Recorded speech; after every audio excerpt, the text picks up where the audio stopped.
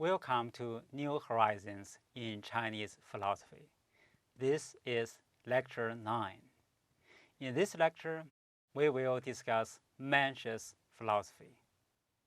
First, let's look at the social background. After the death of Confucius, Confucianism is attacked from every direction. Confucianism is divided into 8 schools. Moism stands out as a competing school of thought. Besides the 2 dominant schools of thought, there are a group of intellectuals who propose different world views.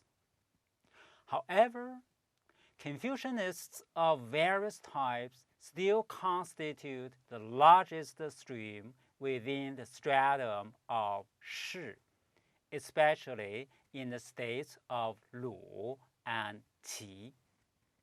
The state of Lu is Confucius' base, and state of Qi is under Mencius' influence. Mencius is embedded in the Confucian tradition. He is alert to the challenges from without and immersed in the intellectual discourse of his time.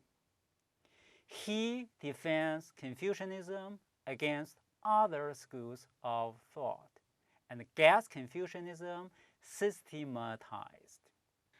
Mencius' unshaken faith in Confucianism is strengthened in his argument with other thinkers of his time. He is a contemporary of Shang Yang, who is the legalist minister of the state of Qin.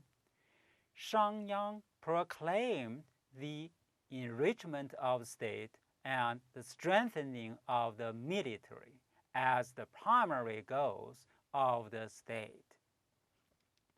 Mencius is also a contemporary of the military theorists such as Sun Tzu and Tianji. They were bent on establishing an autonomous military science. He is probably a contemporary of Zhuangzi, Xunzi, Shen Buhai, and some of the most illustrious figures in the Jixia Academy. In the lecture of Moism, we said that after Confucius' death, his followers were disheartened by the failure of the master's vision in the world of their time. They lost faith in heaven's providential role in history. They did not think the nobleman is able to influence the world through the power of his moral suasion. In their view, the nobleman's function has shrunken to the modest role of custodian of holy rites, music, and learning. However, not all of Confucius' followers hold this pessimistic worldview. Confucius' grandson Zisi may have been Mozi's contemporary.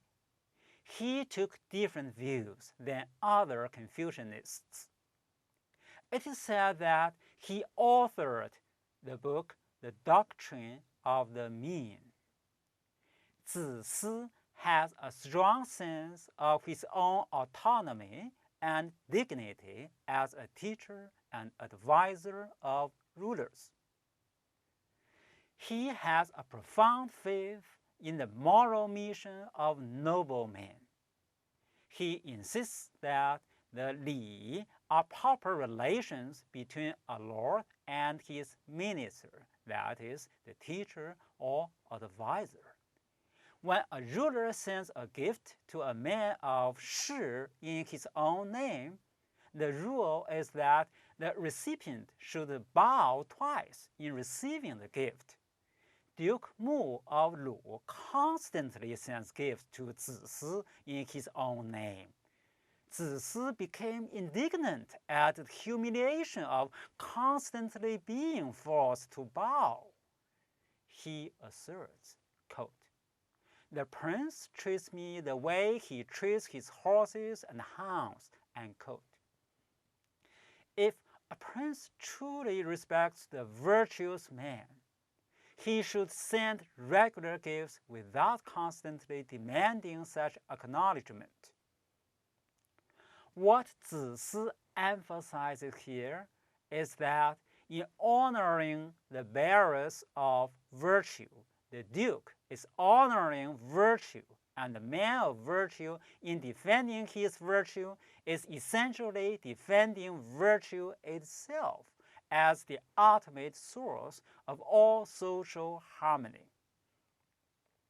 When Duke Mu asks about whether he, as a ruler, can be the friend of noblemen, Zisi replies, quote, "From the point of position, you are a ruler, and I am a subject.